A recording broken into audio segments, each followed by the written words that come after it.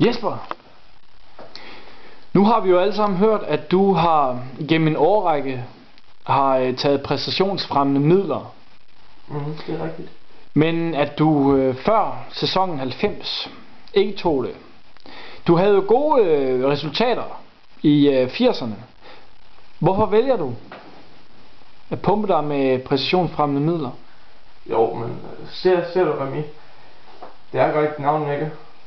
Jo, du hedder godt nok Remy. Ja. Jeg synes, du lige nu ikke Jørgen Mader herfra, hvor jeg sidder. Og det er ham, der plejer at interviewe mig, så jeg bliver lidt... Ja, Jesper, okay, ja. Ja, men det der sker, ikke? I 1989, det er mig og Jørgen Mader, vi tager på druk. Det er en stille aften, vi sidder i Korsør.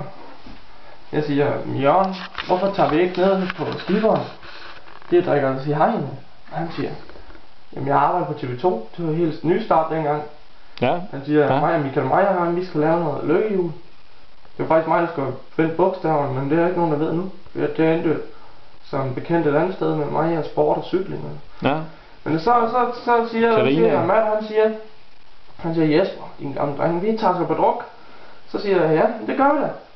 Så tager vi på druk der på skiberen i Korsør. Så vågner jeg op i 1993. Ja.